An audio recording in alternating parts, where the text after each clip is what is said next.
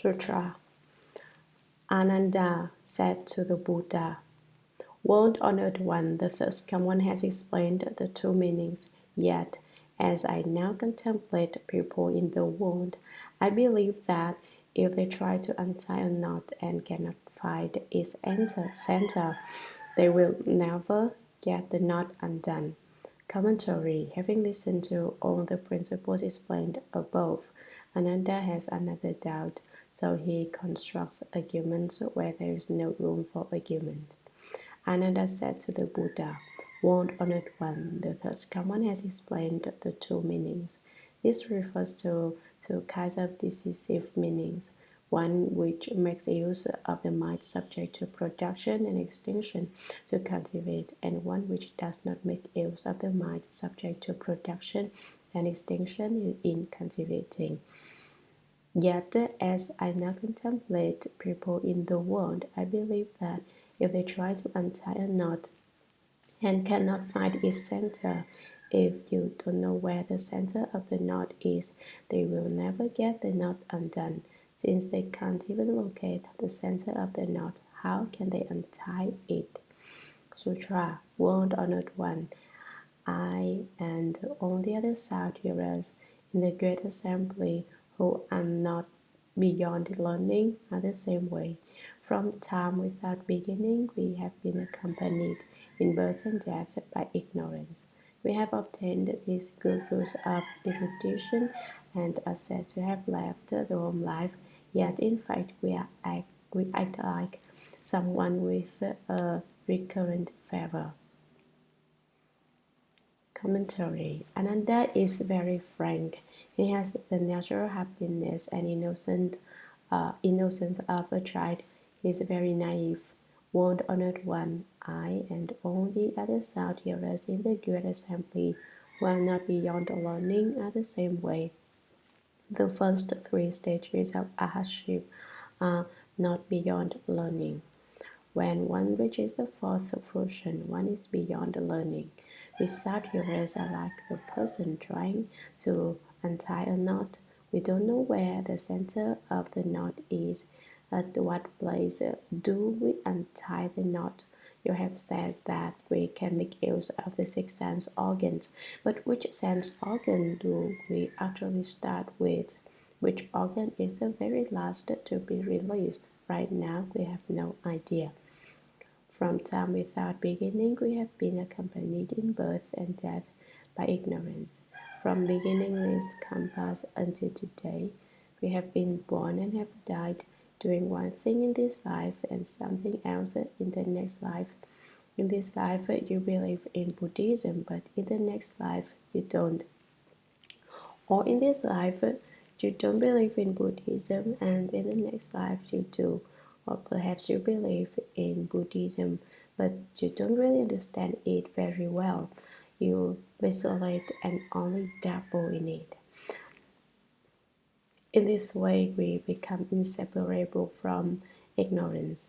It's said that one is closest to one's parents for one's spouse, but that's not so. What we are closest to is ignorance. Ignorance is to you as a shadow is to your body. It follows you wherever you go. It never leaves you for an instant, thus being even more intimate than newlyweds. Ignorance accompanies you in birth and death. This is further evidence of how eternally inseparable it is from you. It's not the case that when the husband dies, the wife accompanies him in death. In exceptional cases, this may perhaps occur, but not as a rule. Only ignorance will die with you and be reborn with you. This is truly to be together in life and inseparable in death. It takes half of all that is yours, just like a shadow follows a form. And of course, you all know what we are referring to as ignorance. If you understand ignorance, then don't be so intimate with it after this. If you don't understand, you'd better figure it out fast. If you understand ignorance, then there's some hope for you. If you don't understand ignorance, then you are forever an ordinary person. If you understand ignorance, then you're halfway to sagehood. But you have to truly understand. You shouldn't seem to understand and yet not understand, so that you both have ignorance and do not have it. We have obtained these good rules of erudition and are said to have left our own life. Our propensity for living is a kind of good root, but yet even though I'm called a left-home person, in fact we act like someone with a recurring fever. The nature of this sickness is that it manifests only every other day at the feast time. The analogy represents his ignorance. Today he doesn't have any ignorance. His head is clear and he's not crazy. But tomorrow the ignorance crops up again. I believe that it's not only Ananda who has this problem. I suspect everyone present here has the same difficulty. Today you resolve your mind on body and decide to cultivate the way. So you meditate single-mindedly. I'm not going to pay attention to anything that comes up. I'm going to put everything down. But then tomorrow you can't put it down. Once again, you pick up all the things you ordinarily are attached to and you can't let go of them. Even if you want to put them down, you can't lose your grasp on them. Do you see how beautiful it is? That's what's meant by a recurrent fever. So we should quickly find a way to cure this disease in ourselves. What's the cure? Drink more of the water of wisdom. Once you have wisdom, you will naturally see through things and be able to put them down. When you put them down, you obtain comfort. Why do you have this disease? It's because you consider your body to be very fine with a pleasing appearance and physically fit, and you always have a scheme going on its behalf. You can't see through it or put it down. No matter how beautiful a physical form you may have, it will sting just the same when it's time to die. No one will get near you. Sutra. I only hope that you, the greatly compassionate one, will take pity on us. We are sinking and drowning so that to this very day we do not know how our bodies and minds are in knots and how to go about untying them. Your explanation will also enable future living beings who are in suffering and difficulty to avoid the turning wheel and not fall into the three realms of existence. Commentary. Ananda is really pitiful. I only hope that you, the greatly compassionate one, the world-honored one, will give rise to great compassion and take pity on us. We are sinking and drowning so that to this very day we do not know how our bodies and minds are in knots. We are so deeply sunk in delusion that we don't know about our present bodies and minds. Which of the six sense organs does the knot start with, and which sense organ does it end with? If I am to untie these knots, I have to start at the beginning. I can't pick it up halfway along and expect to unravel it. I don't know how to go about untying them. Where do we untie them? Your explanation will also enable future living beings. I'm not just asking for myself. I have also brought forth the mind of a bodhisattva and want to help those who are in suffering and difficulty, so that they may avoid the turning wheel and not fall into the three realms of existence. If they know the method for untying the knots, they won't fall into the three realms of existence. They will avoid the suffering of the desire realm, the form realm, and the formless realm. Sutra. After saying this, he and the entire Great Assembly made full prostrations.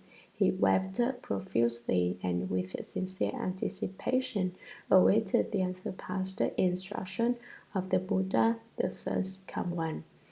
Commentary. After saying this, after Ananda finished making his request, he and the entire great assembly made full prostrations. Literally, they placed their 5 limbs on the ground. The 5 limbs are the legs, the arms, and the head. He wept profusely with sincere anticipation. Do you see how indecisive Ananda is? From the beginning of the sutra to this point, he's cried 6 times, including this time. No one who is listening to the sutra now has cried. Doesn't that mean that you are all much stronger than Ananda?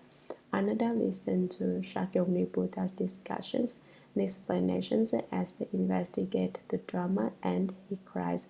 This time he cries very hard, profusely like rain.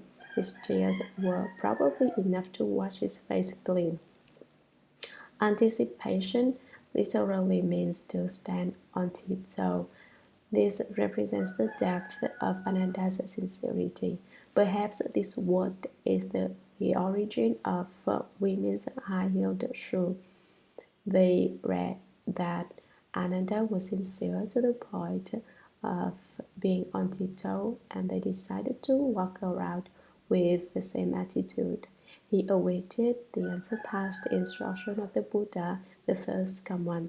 I just said that everyone now listening to the sutra is better than Ananda, but you shouldn't therefore conclude that you are in fact better than Ananda.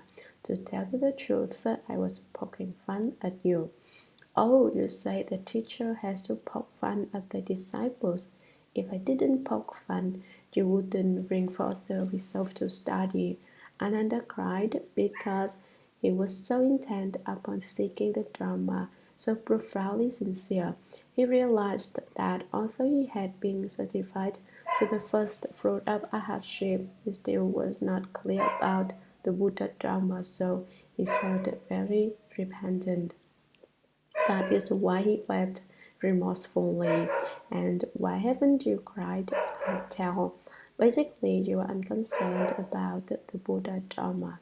You don't place any importance on it. That's not so. You say every day I study really hard. That doesn't count because you haven't yet taken the Buddha Dharma to heart, to your true heart. If you had it, you might cry every day. Now my disciples who like to cry figure they're off the hook. I can continue to cry every day because I don't understand the Buddha Dharma. But those of you who like to cry should not cry.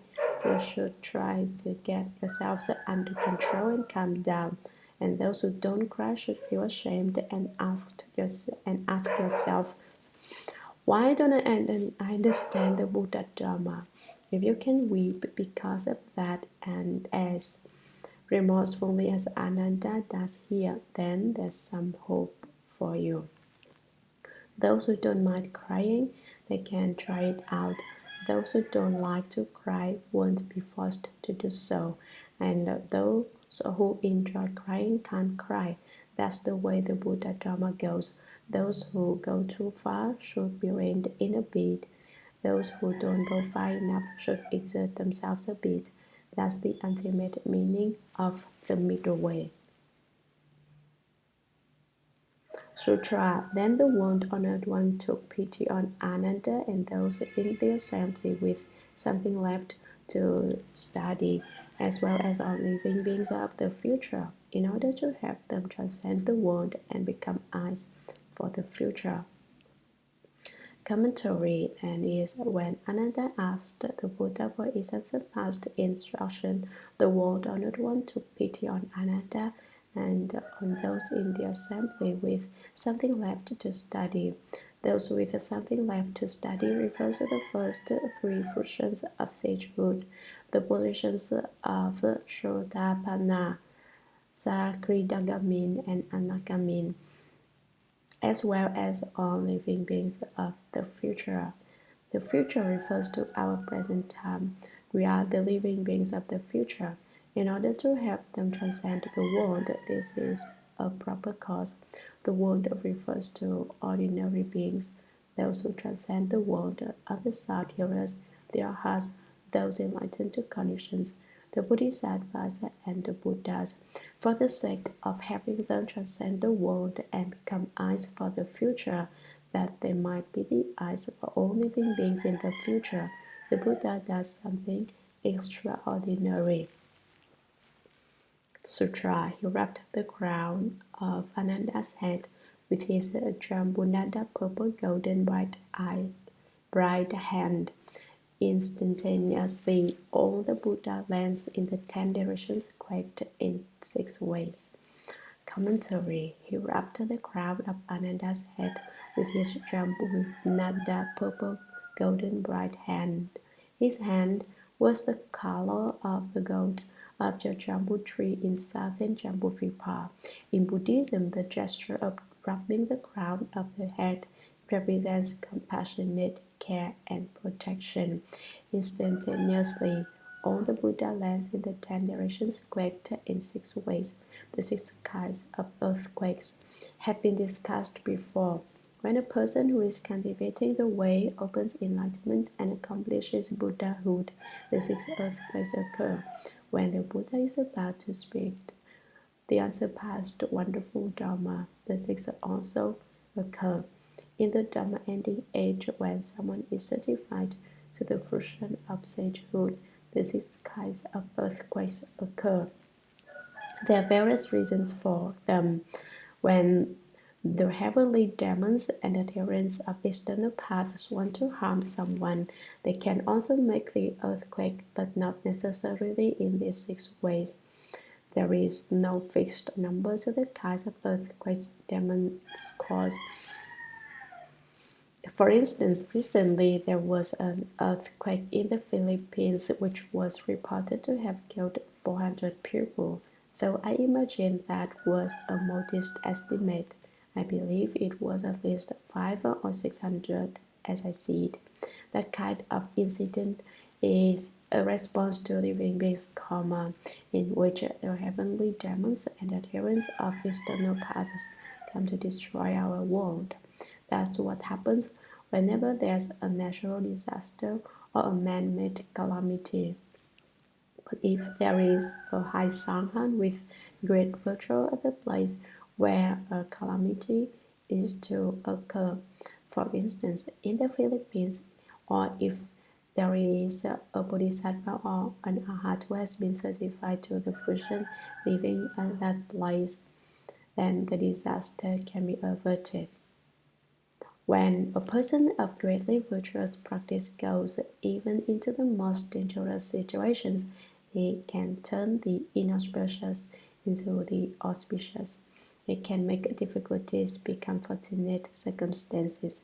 He can cause the most dangerous moments to pass uneventfully. The 6 kinds of quaking are cracking, roaring, and striking, quaking, erupting, and heaving up. The first 3 belong to sound, the second 3 belong to motion. Quaking is a movement back and forth, erupting is a sharp upward thrust, looking like a breaker on the ocean. Heaving up is a gradual rising like the movement of an elevator. When the earthquake's sound occurs, one day here in San Francisco, the earthquake and the windows all began to rattle. Danger, danger, they were saying. I noticed one person got scared at that point and put her palms together. All others noticed her and followed suit. Cracking brings sound, but when there is roaring, the very earth itself cries out like a roar of a lion. Striking occurs when the earth splits and the 2 parts scrape against one another. Why do the 6 kinds of earthquakes represent? Why does the great earth tremble and move in 6 ways at this point in the Shurangama Sutra? When the Buddha is wrapping the crown of Ananda's head, it's because the Buddha is about to proclaim very important Dharma.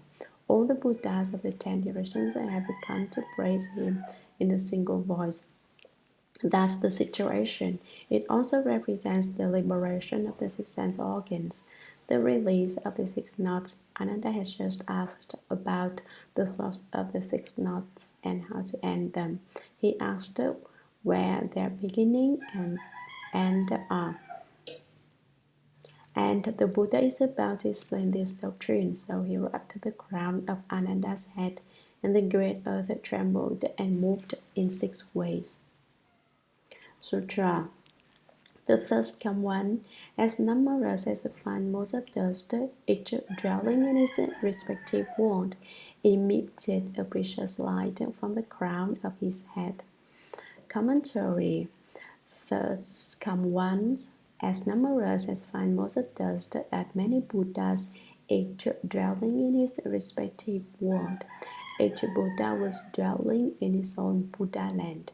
Each emitted a precious light from the crown of his head. Each of these many Buddhas emitted a red light from the top of his head. Some lights were red, some were white, some were yellow, some were blue. All kinds of lights were emitted from the crown of their heads. Thus come ones as numerous as fine motes of dust emitted these various lights in order to represent the supremacy of the Dharma that the Buddha was about to speak, and to demonstrate that it was an ultimately high, wonderful Dharma, the Dharma of the great Buddha Summit. Sutra. At one and the same time, their light went from their own countries to the Jeta grove and anointed the crown of the first come one's head. All in that great assembly obtained what they had never had before. Commentary. At one and the same time, their light, the light that the first come on as numerous as the fine motes of dust emitted from the crowns of their heads, went from their own countries, from the land in which each Buddha was dwelling, to the Jeta grove. Note that it was the light that came to the Jeta grove, not the Buddhas themselves. The light from each of the first come ones as many as the sands of the Ganges river, and as numerous as fine motes of dust, came to anoint the crown of the first come one's head of Shakyamuni Buddha. This demonstrates that the way of all Buddhas is the same. The Dharma you speak is the Dharma I also speak. It is one and the same. The light is interpenetrating, and people's minds are also interpenetrating. The Buddha's lights are interpenetrating, and so are the Buddha's minds. The same is true of people's minds. If you are upset in your mind with someone, that person will realize it, even if you haven't said a word. That's not that the person knows it consciously on the level of his sixth mind consciousness, which makes discriminations, but there is a response in that occurs in his eighth consciousness. He has an awareness on the level of the eighth consciousness, because people's minds are interpenetrating. Science has now discovered this, that there is an invisible connection, like a telegram, that can arrive very quickly even from afar, and people's minds have a mutual telegraphic system. It cannot be seen with the ordinary eye, but if you genuinely obtain the perfectly fused and unobstructed Buddha eye, you will see why you are aware of the arising of another's thoughts. It's because he has sent out a telegram. If you open the Buddha eye or the wisdom eye, you will know naturally and will be able to see it. Because of these telegrams, you realize it as soon as you have the thought that you disagree with them. People realize it as soon as you have the thought that you disagree with them. Your telegram arrives and they become upset with you in turn. Some people have good feelings about others, and that too is known by the other person, but the response is slower. If you want to influence someone to change by means of positive reinforcement, then you can use all kinds of good thoughts to influence them, but the process will be gradual. Bit by bit, you can cause them to awaken. As they awaken, their response will be positive in turn. Now that I've explained this telegraphic system that operates between people, some may not believe what I've said. Nevertheless, it's true. In the future, when you actually open your Buddha eye, you won't have any doubts about this doctrine. Then you will realize, oh, I didn't believe it at the time, but it's actually true. The anointing of the crown of the third command represents the identity of the way of all Buddhas and the shining of their light upon one another. The summit Dharma they speak is one and the same. All in that great assembly obtained that what they had never had before. No one understood what they saw going on. Ah, why are the Buddhas of the 10 directions emitting light that is shining upon our Buddha? What's the principle behind this? Can you imagine how many rays of light were being sent there by those come ones as numerous as fine motes of dust?